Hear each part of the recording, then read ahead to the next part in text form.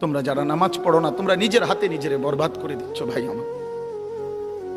অনর্থক জিন্দিগিটা শেষ করে দিলাম। কি কারণ ছিল, কেন নামাজ পড়ো না? শরীর সুস্থ, শরীরের মধ্যে সমস্ত সক্ষমতা আছে, কেন পড়লা না ভাইয়া? এত নারী, এত ছবি, এত উলঙ্গ নাচ, সারা রাত অশ্লীল দৃশ্য দেখে শেষ পর্যন্ত অর্জন কি বাপ? কি পাইলা এই পর্যন্ত? শরীরের কি উপকার হইল? যৌবনের কি উপকার হইল? দুনিয়ার বা কি লাভ হলো?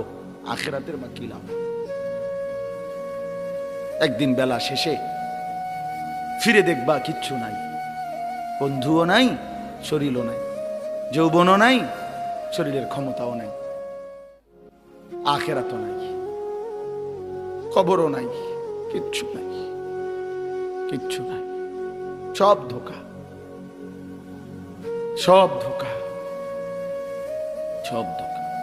এই জন্য বাপ, আমরা প্রত্যেকে এটা মনে রাখতাম, কারো ধমকে ইনশাআল্লাহ বাংলাদেশের এই জমিন ইমানদারের জমিন, 1,56,000 বর্গ মাইলের বাংলাদেশ আমরা কোন বেঈমানের হাতে ছেড়ে দেব না ইনশাআল্লাহ।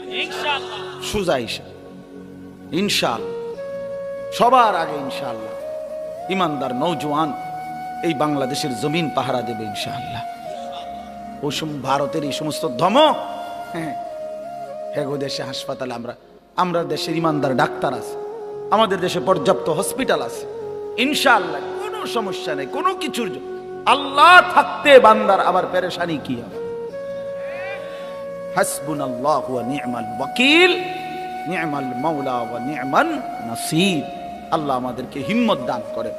আমি সমস্ত যুবকদের কাছে অনুরোধ করছি, আগামীর ইসলাম তোমাদের হাতে, আগামীর কালেমা তোমাদের হাতে, হকের ঝান্ডা তোমাদের হাতে।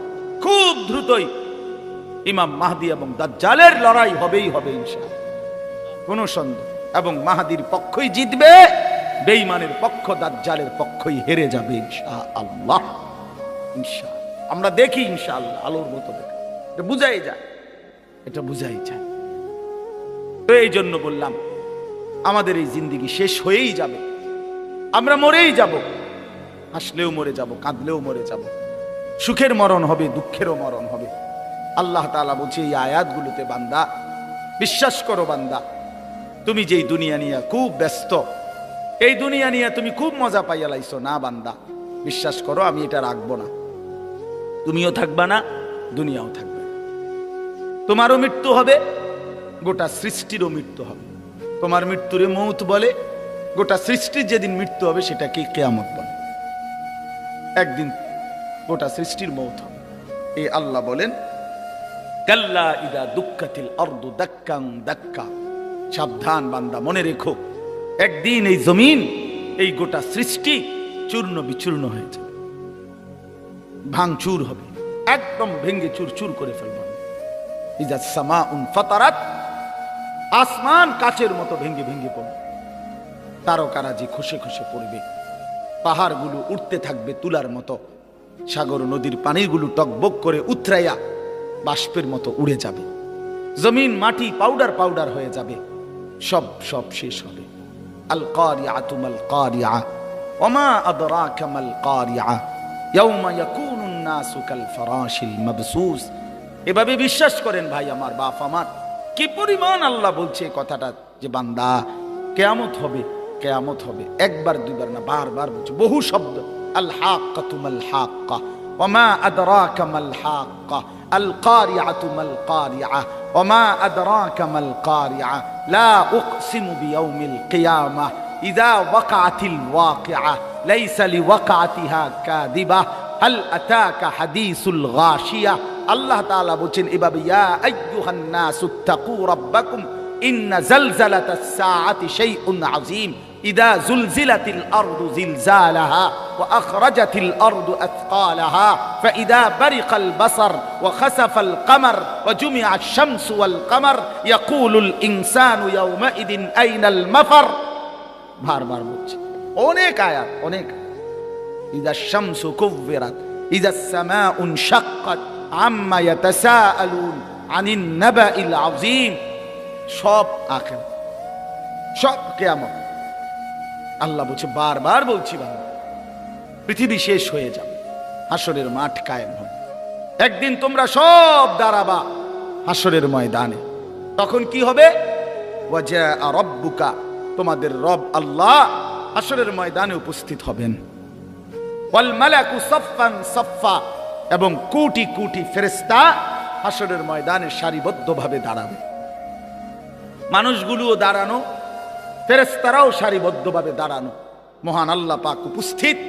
এই অবস্থায় অজিআ ইয়াউমা ইদিন বিজাহান্নাম, আল্লাহ বলেন ফেরেশতারা জাহান্নামকে টেনে 70,000 আগুনের শিকল দিয়া টেনে ফেরেশতারা হাসরের ময়দানে জাহান্নামকে এনে হাজির করবে।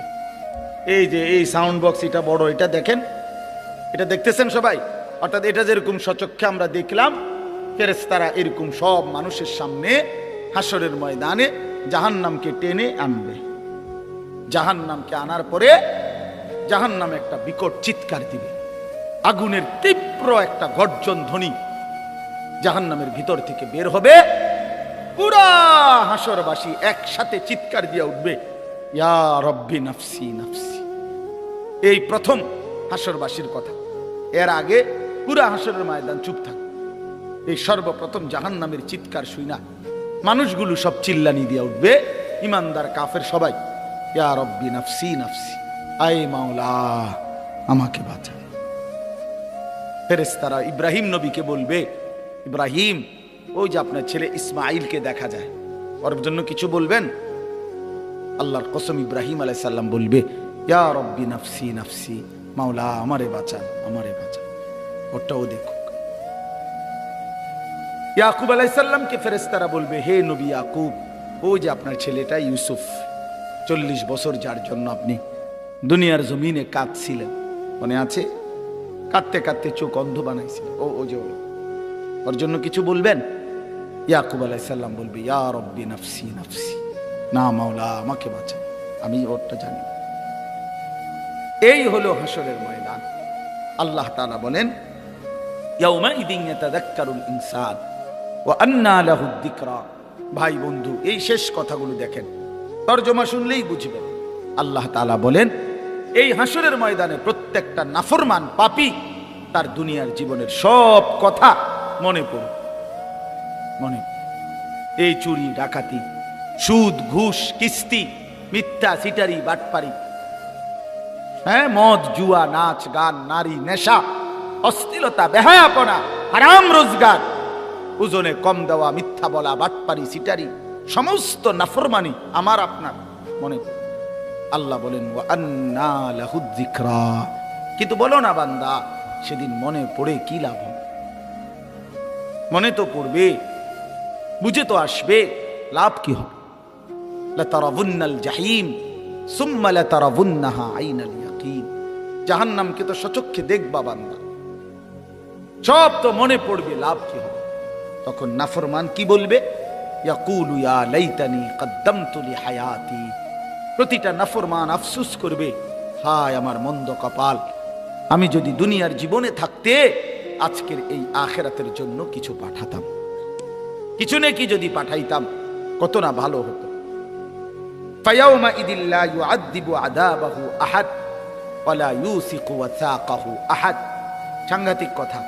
আল্লাহ বলে, বান্দা, সেদিন হাসরের ময়দানে আমি আল্লাহ পাক তুমি নাফরমানকে যে শাস্তি দিবে দেওয়া হবে, আল্লাহ পাক বলে, বান্দা, এমন শাস্তি তোমারে আর কেউ দেয় না। মনে রেখে, তোমারে এমন মারা মারমু, এমন ফিডা ফিটমু নাফরমান, এমন ফিডা তোরে আর কেউ পেড়ে নাই। এইটার অর্থ এটা। ওয়ালা ইউসিকু ওয়াসাকাহু আহাদ। সেদিন হাসরের ময়দানে আমার ফেরেশতারা তুমি নাফরমানকে যেই বাঁধা বাঁধবে, এই শক্ত বাঁধন, এমন বাঁধা তোমারে আর দুনিয়াতে কেউ বাঁধে নাই, তুমি টের পাইবা। প্রিয় ভাই আমার, দেখো নারী দেখো, ছবি দেখো, নাচ দেখো, বাপ হারাম রোজগার করো, কিসের জন্য? 60টা বছর শেষ করে ফেলছে, 50 বছর মিথ্যা কথা, এটা কি? 30 বছর মিথ্যা বল, প্রতিদিন সুদ ঘুষ মিথ্যা, ওজনে কম দেয়, সিটারি কিস্তি, এটি কি? এটা কি জীবন? 50 বছর পরে কি কামাই করছে? এত মিথ্যা, এত সুদ, এত ঘুষ, এত কিস্তি, এত বাটফারি করে আবার কিতা করছে? এক সেট সোফা, 6টা টেবিল, 6টা চেয়ার, একটা ডাইনিং টেবিল, 2টা ওয়াল শোকেস আলমারি, 4খান খাট, 4খানও অনেক করে নাই, আচ্ছা ধরলাম 4টা খাট, 4টা খাটে 2টা করে 8টা বালিশ, এরপরে 1 ডজন কাঁচের প্লেট, 1 ডজন চায়ের কাপ, নুনের বাড়ি 4টা, 4টা বাথরুমের মধ্যে 4টা বদনা লোড়া, আর কি পেঁয়াজ রসুন, ফাঙ্গাস, তেলাপিয়া, ফার্মের মুরকা, কক মুরকা, দৈন্যাতা, করলা, ক্ষীরা, টমাটো।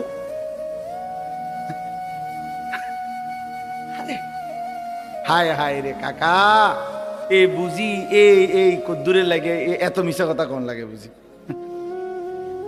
কি আর কি ডাকাইতেন আপনি? আসলে এতটি মিশা কথা কই আপনি হুদা এই 6টা টেসিয়ানি বানাইলেন। দূর মিয়া, বেওকুফ মিয়া, আহাম্মক মিয়া, এত মিথ্যা, এত বাটফারি কইরা এ কাঁচের প্লেট হুদা 12টা নি, 30,000 কাঁচের প্লেট কিনছি। তাহলে তো একটা কথা ছিল যে যা ব্যাড হইলে 30,000 কিনা দেখো। কথা বুঝেন নাই আপনি? মানে এই সামান্য সামান্য একটু দুনিয়া, সামান্য কদ্দুর ভাত মাছ, এটুকুর জন্য এত বড় আখেরাত ছেড়ে দিলেন। 1 ওয়াক্ত নামাজ পড়তে পারলেন না, এতগুলো মিথ্যা হারাম রোজগার করলেন। আস্তাগফিরুল্লাহ, আল্লাহ বিবেক দান করে। ভাইয়া হতাশ হইয়েন না, ফিরে আসেন। হতাশ হইয়েন, হতাশার জন্য বলি নাই, আপনি বাদ গেছেন না। যার হায়াত আছে তার তওবার সুযোগ আছে, ফিরে আসার কি আছে? ইন্নাল্লাহা ইয়াকবালু তাওবাতাল আবদ মা লাম ইউগারগির। মৃত্যুর গড়গড়া, মৃত্যুর মুহূর্তের যন্ত্রণা আসার আগ পর্যন্ত আল্লাহ তাআলা ওয়াদা দিছে বান্দার তওবা আল্লাহ কবুল করবে। আল্লাহ বলছে বান্দা হতাশ হইও না, 90 বছর পরেও যদি সমস্ত গুনাহ ছেড়ে দিয়া আমারে ওয়াদা দাও আর করবা না, চোখের 1 ফোঁটা পানি ফেলে মাফ চাও, আমি বললাম আমি 90 বছর একসাথে মাফ করে দেব। মাফ, হতাশ হইও না বান্দা, ফিরে আসো, আমি তোমারে জান্নাত দিতে চাই বান্দা, তুমি নেও বান্দা, নেও। ওয়াসারিউ, বান্দা দৌড়াও, আমার জান্নাতের কাছে আসো, নেও বান্দা, নেও। কোরআন শরীফ আল্লাহ ডাক দিছে, বান্দা আও না, আও না বান্দা, নেও না, নেও বান্দা, ফিরাইয়া দিও না আমার মতো মালিকের জান্নাত। ইজা রাআইতা সাম্মা রাআইতা নাঈমান ওয়া মুলকান কাবীরা।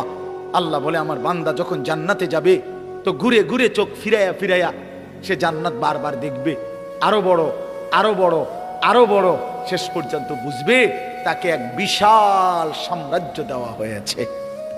সবচেয়ে ছোট জান্নাত যেটা, সবচেয়ে ছোটটা জান্নাত যেটা সবচেয়ে ছোট, এটা কে রূপ মনে করেন? 2টা রুম, একটা বারান্দা, 2টা রুম আর একটা বারান্দা, এটা সদর বদর মনে করছেন আপনি? এটা 10 দুনিয়া বরাবর সবচেয়ে ছোটটা। তো বাকিগুলোর অবস্থা কি? এটা আপনি গিয়া মাইপে আসেন, আল্লাহ কবুল করে নেন। যাদের অন্তরে আল্লাহর ভয় আছে তারা আল্লাহর কোরআন শুনলে তাদের শরীরের চামড়ার উপরে যে পশম সেটা দাঁড়িয়ে যায়, মানে সারা শরীর নড়ে ওঠে, সারা শরীরের চামড়ার উপরের পশমগুলো পর্যন্ত দাঁড়িয়ে যায়।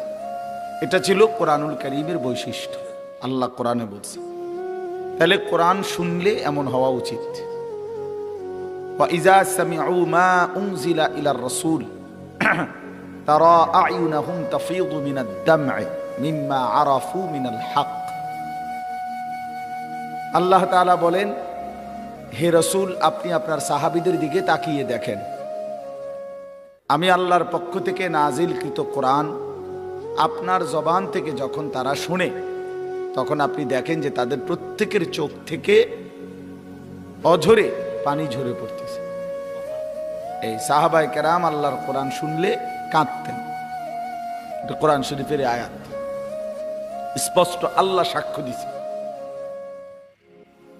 হাদিসের মধ্যে আছে হযরত আব্দুল্লাহ ইবনে মাসউদ রাদিয়াল্লাহু তাআলা আনহু বলেন, নবী সাল্লাল্লাহু আলাইহি ওয়াসাল্লাম আমাকে একদিন কোরআন শরীফ শুনাইতে বলছেন। তো তিনি বলেন, আমি সূরা নিসা, কোরআন শরীফের 4th সূরা, এই সূরাটি আল্লাহর নবী সাল্লাল্লাহু আলাইহি সাল্লামের সামনে চোখ নিচের দিকে নামায়া নবীজিকে শুনাইতে লাগলাম, তেলাওয়াত করতে লাগলাম। ধারাবাহিক প্রথম আয়াত থেকে 40 আয়াত, 40টি আয়াত যখন আমি পড়ছি, তো নবী সাল্লাল্লাহু আলাইহি ওয়াসাল্লাম আমাকে বললেন, হাসবুকাল আন, এবার থামো। তো আমি থামলাম। হযরত আব্দুল্লাহ ইবনে মাসউদ বলেন, আমি তাকিয়ে দেখি নবীজির চেহারা মোবারক থেকে ফাইদা আইনাহু তাদরিফান, তার 2 চোখ থেকে অঝরে পানি ঝরতেছে। তাহলে কি বোঝা গেল? আল্লাহর কোরআন শুনলে সাহাবায়ে কেরামও কাঁদতেন, আবার আল্লাহর কোরআন শুনলে নবী সাল্লাল্লাহু আলাইহি ওয়াসাল্লাম তিনিও কাঁদতেন। তাহলে কোরআনুল কারীমের এটা বৈশিষ্ট্য, এটা উচিত, এটা উচিত। এজন্য বাপ, আজকের জন্য না, সব সময়ের জন্য আল্লাহর কথা মনোযোগ দিয়ে শুনতে হবে। বুট খাইলেন, বাদাম খাইলেন, মোবাইল টিপলেন, পাশের বন্ধু বা সহ সাথে কারো সাথে একটু একটু কথা বললেন চুপচুপ করে আস্তে আস্তে, এটা এক ধরনের অসভ্যতা ছাড়া, আল্লাহর কোরআনকে তুচ্ছতাচ্ছিল্য করা ছাড়া আর কিছু না, আর কিছু। কোরআন শরীফে আছে, আল্লাহ তাআলা বলছেন, ওমান আযলামু মিম্মান যুক্কিরা বিআয়াতি রাব্বি সুম্মা আ'রাযা আনহা। আল্লাহ তাআলা বলেন, আমার কোরআনের আয়াত যার সামনে পড়া হলো অথচ সে তার থেকে বিমুখ রইল, মনোযোগী হলো না, আল্লাহর কসম আল্লাহ বলেন তার চাইতে বড় জালেম আর কেউ নয়। কোরআন শরীফের আয়াত, ওমান আযলাম, এর চাইতে বড় জালেম আর কে হতে পারে, যার সামনে আমার কোরআন পড়া হচ্ছে অথচ সে তার প্রতি মনোযোগ দিচ্ছে না। আল্লাহ তাআলা বলেন, ইন্না মিনাল মুজরিমিনা মুনতাকিমুন, এমন নাফরমান থেকে আমি আল্লাহ নিজে প্রতিশোধ নেব। আল্লাহ পাক বলছে, এমন নাফরমান তোর প্রতিশোধ আমি নেব। কার কথার প্রতি অবজ্ঞা করবে? তাইলে আজকের জন্য না, আমি প্রতিদিন এটা বয়ানে বলি যে মনোযোগী হওয়া। বুট বাদাম খাইতে খাইতে আল্লাহর কথা শুনবেন না, মোবাইল টিপতে টিপতে আল্লাহর কথা শুনবেন না। এটা ভদ্রতা না, এটা আখলাক না, অনেক বড় একটা অপরাধ। প্রয়োজনে ধৈর্যে না কুলাইলে, শরীরে না কুলাইলে আর শুনবেন না, অসুবিধা নেই, মানে কম শুনেন। আমার আর ভাল লাগতেছে না, আমার শরীরে ক্লান্তি লাগছে, ঠিক আছে ভাইয়া, যেটুকু শুনছেন এটুকুই লাভ। কিন্তু অবহেলা, গাফলত, খামখেয়ালি করে আল্লাহর কথা শুনতে নাই, এটা উচিত না। মনোযোগী থাকা ভালো। হাদিসের মধ্যে আছে, রাসূলুল্লাহ সাল্লাল্লাহু আলাইহি সাল্লাম, সাহাবীরা বর্ণনা করছেন, নবীজি আমাদেরকে এই পরিমাণ কথা বলতেন, নসিহত করতেন, আমাদের ক্লান্তি, বিরক্তি, কষ্ট এর দিকেও খেয়াল রাখতেন। যে বলছে তো বলছে, আর কোনো শেষ করে না, শুরু করছে রাতের বাইরে গেছে 3টা, আবার ওয়াজে করে কথা বুঝছেন না, না এটা কোনো ইনসাফের কোনো কথা হইতে পারে না। কেউ বুট খায়, কেউ বাদাম খায়, কেউ সিত্তিয়া ঘুম যায়, কেউ নাক ডাকে, আর জন ওয়াজ করে, বুঝি কথা এটি সদর বদর ছাড়া আর কিছু না। এমন সারা রাত ওয়াজের মধ্যে তেমন কোনো বিশেষত্ব নাই। এমন একের মাহফিল হইছে সারা রাত, সারা তো রাত বুঝছি, কিন্তু শুনছে কয়জন আগে সেইটা বলেন। রাত তো সারা শেষ। তাহলে এই জন্য রাসূলুল্লাহ সাল্লাল্লাহু আলাইহি ওয়াসাল্লাম সাহাবায়ে কেরামের ক্লান্তির দিকে খেয়াল রাখতেন, খেয়াল রাখতেন। এটা হাদিস, বুখারীর হাদিস, আমি নিজে পড়াইছি আলহামদুলিল্লাহ, কিতাবুল ইলমের মধ্যে হাদিস আছে। রাসূলুল্লাহ সাল্লাল্লাহু আলাইহি ওয়াসাল্লাম নজর রাখতেন। নবীজি সাল্লাল্লাহু আলাইহি ওয়াসাল্লাম বলতেন, বাশশিরু ওয়ালা তুনাফফিরু, আমার উম্মতকে সুসংবাদ দাও, নাফরত, বিরক্তি, ঘৃণা, অস্বস্তিকর পরিস্থিতি তৈরি করো না, শুধু তাকে হতাশই বানায়ও না, আশাও দাও। আতাশ আশা, আরে না তুই শেষ, তোর মতো অজাত না, এরম অসিব্য কি মানুষ হয়নি বেড়া, বেড়ার একারে ফোঁসাইয়া শেষ, আর কোনো আশা নাই হের, না আমনের কেলা আশা, আমনে বেহেস্তে যাবেন আর হে যাইত না, বরং গুনার কথা তুলে ধরা, নাফরমানির কথা তুলে ধরা, জাহান্নামের ভয় দেখানো, জান্নাতের প্রতিও আশা জাগানো, উভয়টাই উচিত। বাশীরাও ওয়া নাযীরা, আল্লাহ তাআলা বলছে আমার বন্ধুর বৈশিষ্ট্য হলো তিনি জান্নাতের সুসংবাদ দানকারী, আবার জাহান্নামের ভয় প্রদর্শনকারী। বাশীর নাযীর, এই উভয়টা। এই জন্য আপনাদের কাছে আমার অনুরোধ হইল, জওয়ান ভাই তোমাদের কাছেও মনোযোগ দিয়ে আল্লাহর কথা শোনা দরকার। যেটুকু আগে সিদ্ধান্ত নিয়ে আসতে হবে, আসলে আমি শুনবো কিনা আল্লাহর কথা। শুধু শুধু বুট বাদাম চটপটি এই ফাত্রামির কোনো অর্থ নাই। বুট বাদাম সারা বছরই বিক্রি হয়, চটপটি সারা বছরই বিক্রি হয়, আল্লাহর কথা সারাক্ষণ শোনা যায় না। আল্লাহ তাআলা আমাদের প্রত্যেককে মনোযোগী হওয়ার তৌফিক দান করেন। সূরাটার নাম হচ্ছে সূরা ফজর। 5 ওয়াক্ত নামাজের মধ্যে ফজরের নামাজ, ফজরের ওয়াক্ত, ফজরের সময় অত্যন্ত গুরুত্বপূর্ণ একটি নামাজ, অত্যন্ত গুরুত্বপূর্ণ একটি সময় ফজরের ওয়াক্ত। এই ভোর একটি রাতের সমাপ্তি, একটি দিনের সূচনা। রাত শেষ হয়, দিন আলোকিত হয়, এমন একটা মুহূর্ত ফজরের ওয়াক্ত। এই জন্য তাফসীরের মধ্যে আছে ফজরের ওয়াক্তে বাতিলের পরাজয় হয়, ফজরের ওয়াক্তে হকের বিজয় হয়।